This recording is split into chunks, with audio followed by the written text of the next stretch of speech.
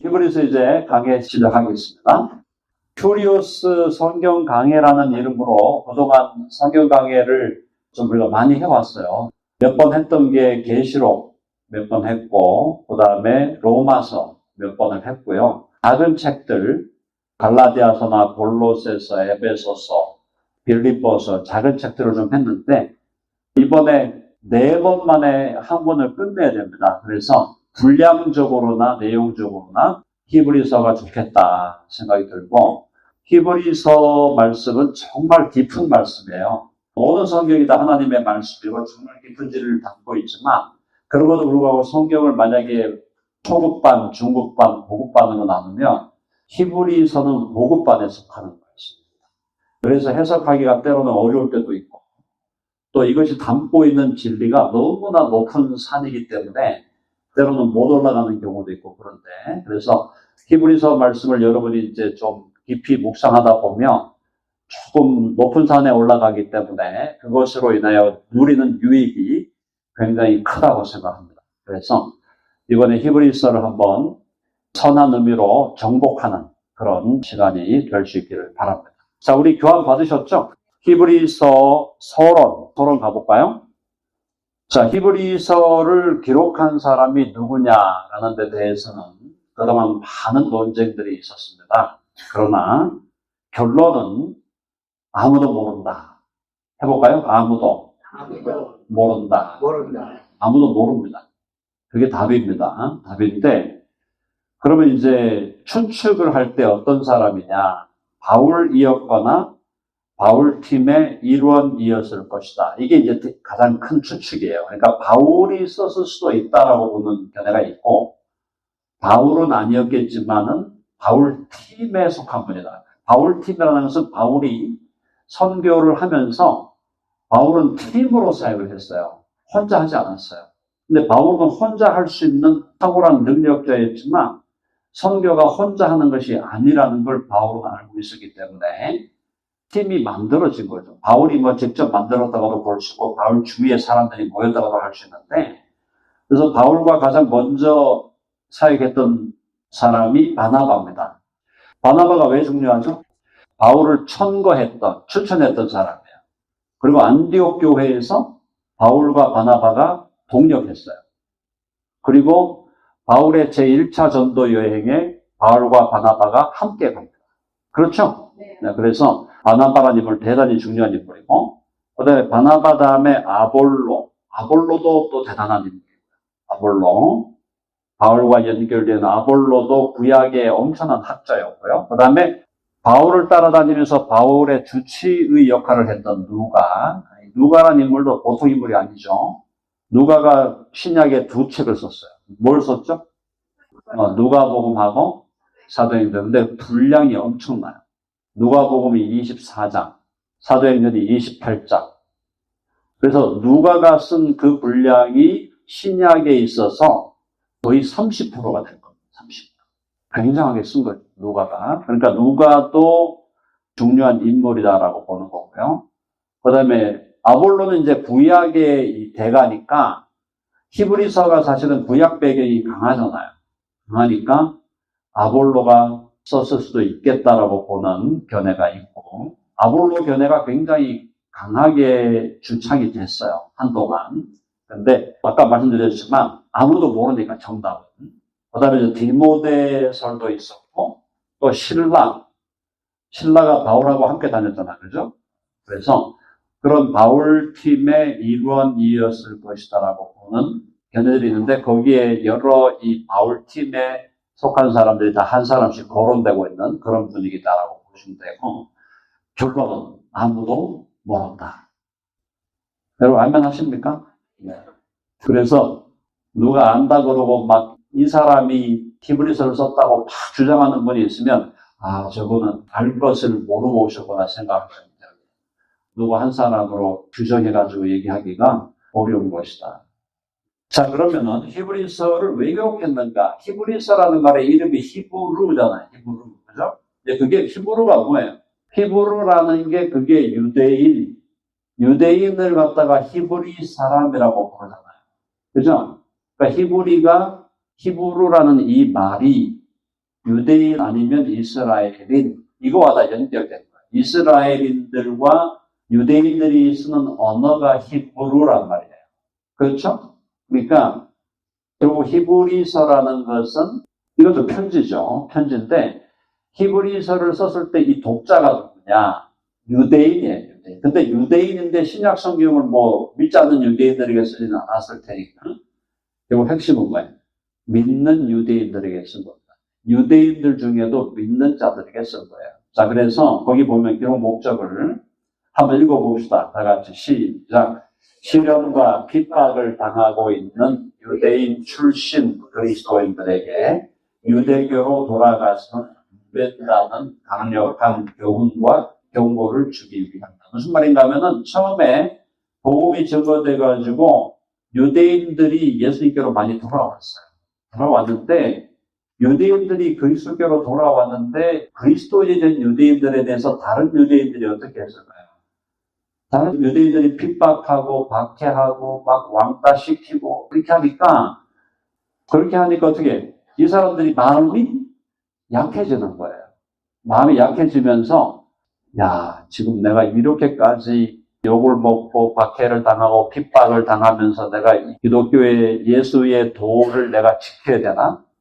그러니까 환난과 핍박과 박해가 없으면 그냥 믿음을 지키며 나갔을 텐데 환난과 핍박이 오니까 믿음이 흔들리는 거예요. 믿음이 흔들릴 수 있겠죠?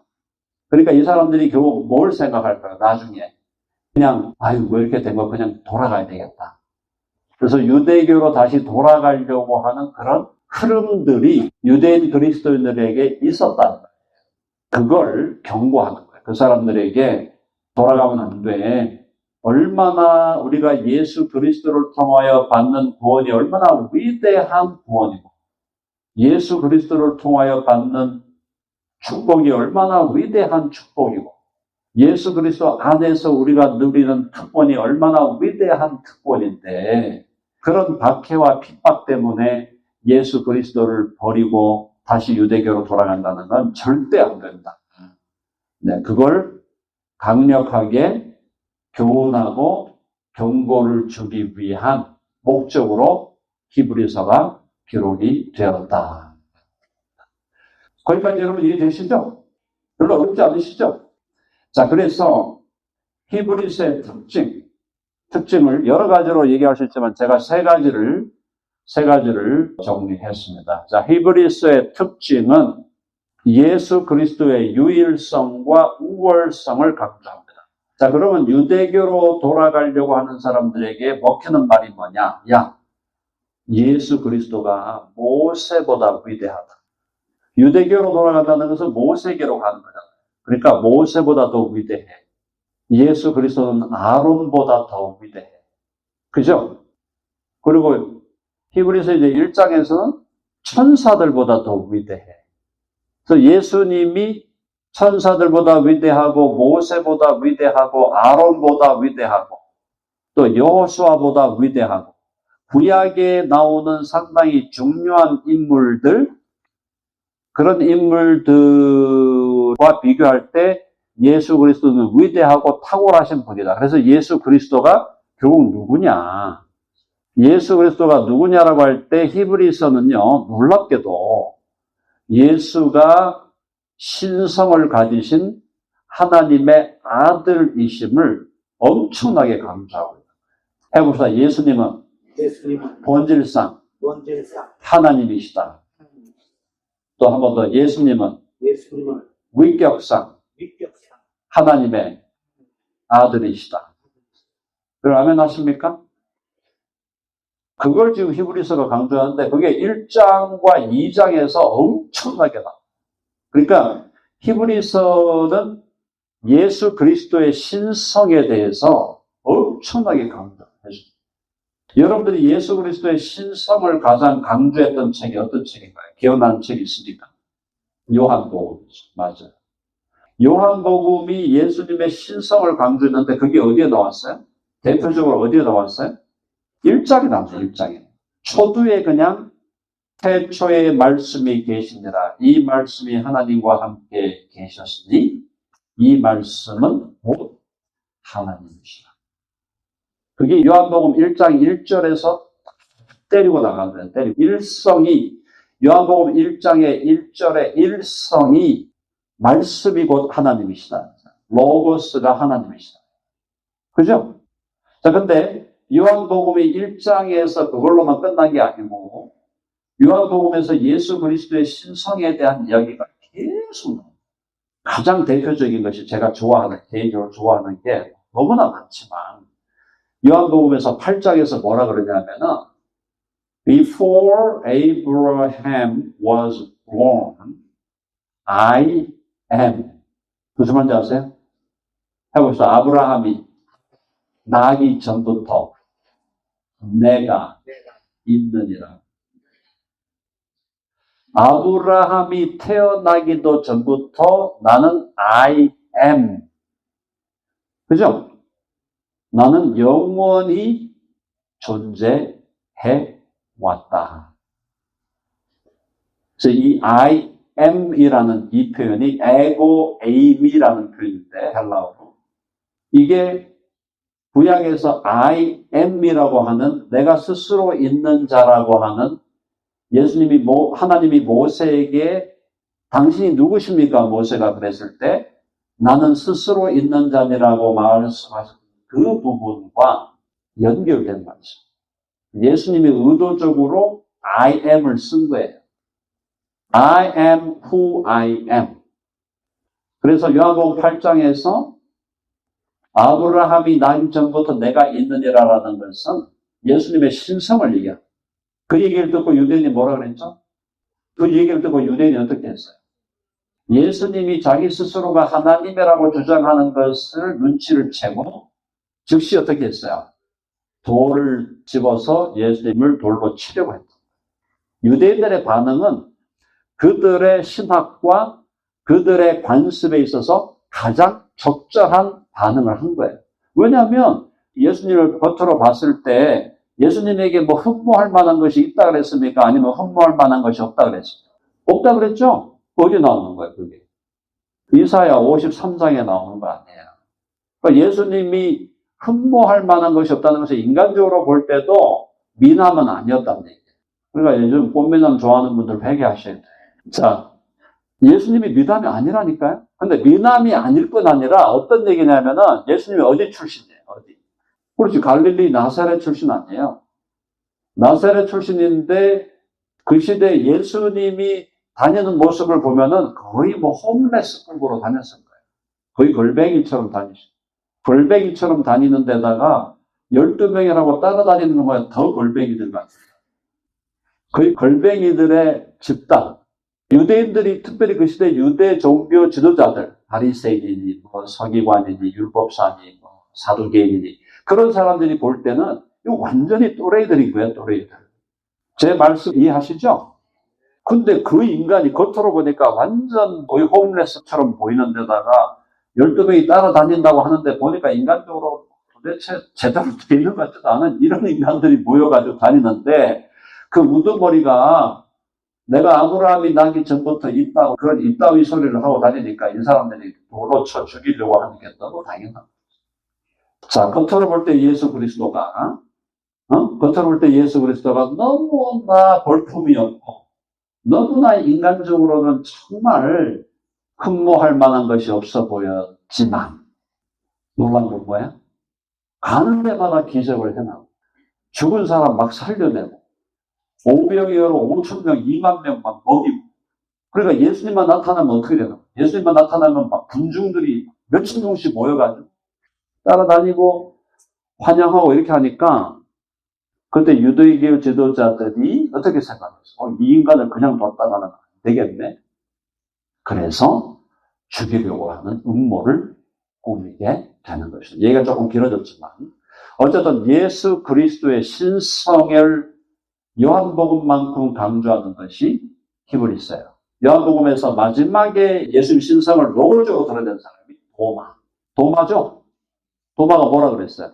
예수님의 못자오, 그거 내가 허리 참자오, 내가 그거 안 만져보고는 안 믿겠다. 예수님 딱 보여주니까 도마가 뭐라 그랬어요? 해봅시다. 나의 주, 나의 하나님이십니다. 그렇죠? 그게 도마가 고백한 거예요. 나의 주, 나의 하나님. 큐리오스요, 테오스라 그랬잖아. 그러면 나의 주, 나의 하나님이라는 그 표현은 분명히 예수 그리스도가 지금 인간인데, 인간이잖아, 지금. 인간으로 나타난 분인데 그분 보고 큐리오스라고 그러고 테오스라고 그런다는 거는 유대인의 관점에서 볼 땐 신성 모독인 거예요. 그렇지 않나요? 유대인의 관점에서 하나님이 어떤 방식으로든 어떤 형상으로 표현된다는 것 자체가 유대교에서는 받아들이지 않는 거란 말이에요. 그러니까 이 예수를 잡아 죽여야 되겠다. 물론 이제 이건 예수님 부활하신 다음에 사건이지만. 자, 그래서 도마가 어디까지 갔습니까? 네, 인도에 가서 도마가 복음을 전하다가 순교하게 됩니다. 놀라운 일이에요, 놀라운 일. 자, 그래서 우리 예수님의 신성을 강조하는 게 히브리서고, 두 번째는 구약에 대한 신학적 해석, 모형론적 해석을 아주 활용하고 있죠. 아주 활용하고 있죠. 자, 히브리서 1장 가기 전에 10장 한번 가볼게요. 히브리서 10장. 히브리서 10장 1절 한번 봅시다. 1절 다 같이요. 1절 한번 다 같이 읽어보겠습니다. 히브리서 10장 1절 다 같이 시작. 율법은 장차 올 좋은 일의 그림자일 뿐이요 참 형상이 아니므로 해마다 늘 드리는 같은 제사로는 나오는 자들을 언제나 온전하게 할 수 없느니라. 이게 뭐라 그랬어요? 율법이 뭐라고? 율법이 장차 올 좋은 일. 이게 뭡니까? 장차 올 좋은 일은 인물로 보면 예수님이고, 메시지로 보면 복음이고, 언약으로 보면 새 언약이고. 맞죠? 그러니까 장차 올 좋은 일의 그림자일 뿐이요 참 형상이 아니다. 그림자요 참 형상이 아니라는 것은 모형이다. 그래서 율법이 복음의 모형이고 그림자고, 율법이 예수의 모형이고 그림자고, 율법이 새 언약의 모형이고 그림자다라고 하는 것을 깔고 가는 것이 히브리서다. 그러니까 구약에 대해서 해석을 할 때 구약을 신학적으로 해석한다는 것은 구약을 기독론적으로 해석한다는 거예요. 구약을 예수 그리스도와 연결해서 해석한다는 거예요. 그리고 구약을 예수 그리스도와 연결해서 해석을 하려면 예수 그리스도에 대한 직접적인 약속, 예수 그리스도에 대한 직접적인 예언으로 해석함과 동시에 간접적인 모형과 예표로 해석하는 거예요. 그렇죠? 그래서 구약의 율법에서, 여기 율법 중에서 지금 히브리서는 제사법에 포커스가 가 있잖아요. 제사법에서 그럼 어떤 일이 벌어져요? 제사를 지내려면 제사의 3요소가 있어야 돼요. 제사의 3요소가 뭔지 아세요? 해봅시다. 제사장, 제물, 성전. 제사라는 사건이 일어나려면 제사장이 있어야 돼. 그 다음에 제물이 있어야 돼요. 그리고 제사장이 제물을 바치는 성전이 있어야 돼. 성막이든 성전이든 제사의 3요소야. 근데 이 제사의, 구약 제사의 3요소가 알고 보니까 다 예수님에 대한 그림자와 모형이야.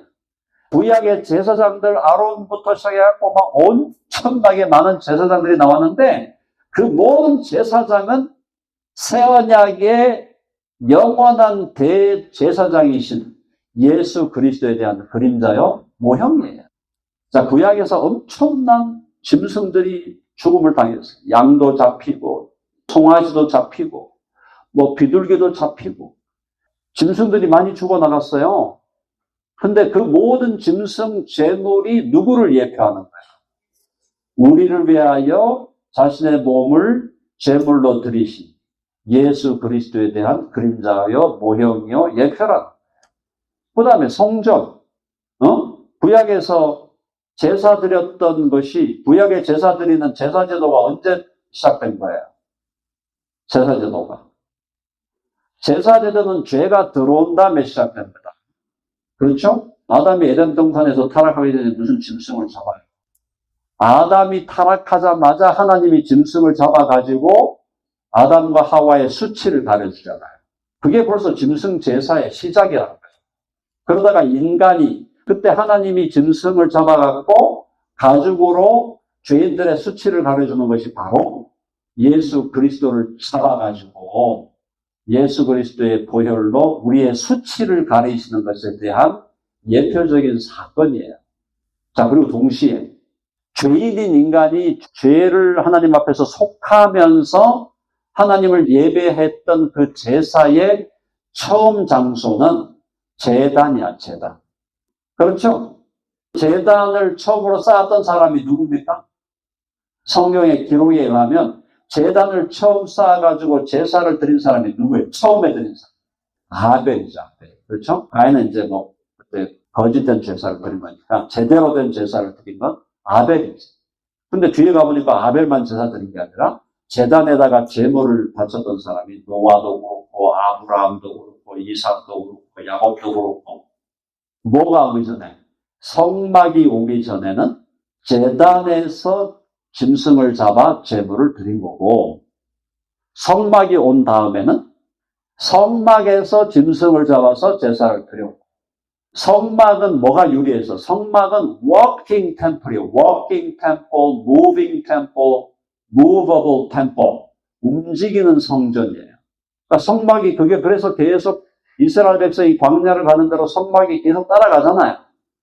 그랬다가 이제 이스라엘 백성이 가나안 땅에 들어와가지고 정착을 딱 하니까 이제 성막이 아니라 뭘 세운 거야? 성전 세우지, 성전.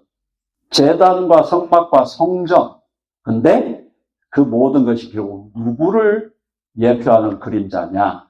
참 성전 대신 예수 그리스도.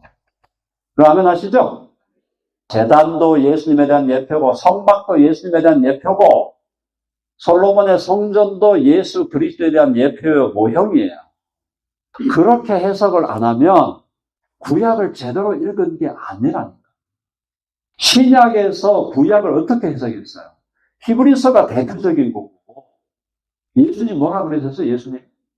예수님도 구약을 해석할 때 구약을 다 모형적으로 해석했어요.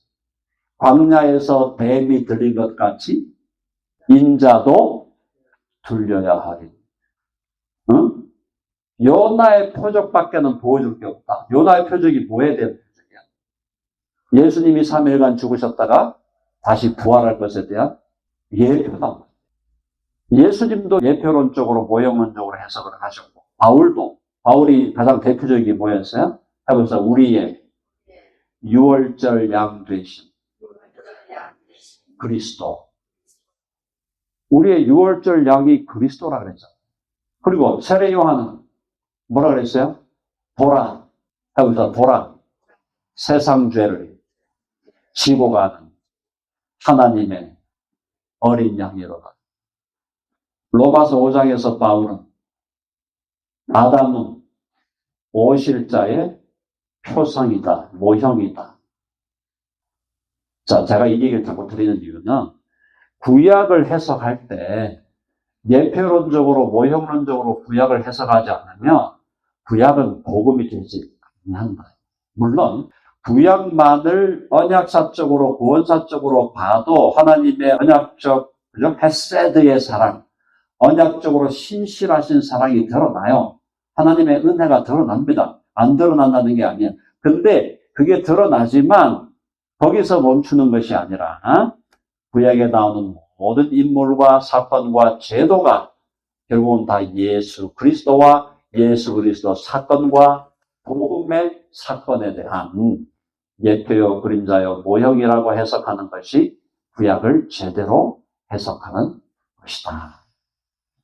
이걸 가장 명확하게 보여주는 게 히브리서. 그러니까 히브리서를 보면서 모형론과 예표론을 정확하게 이해해야 된다. 그러니 구약은 결국 뭐에 대한 얘기야? 구약은. 요한복음 5장 39절 가봅시다. 요한복음 5장 39절.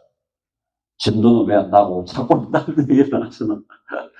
근데 여러분들이 이런 걸 아셔야 히브리서 내용 안 와도 중요한데 이걸 아셔야 성경을 보는 눈이 열리고 여러분이 성경 보는 눈을 지금 제가 열어드리려고 하는 거예요.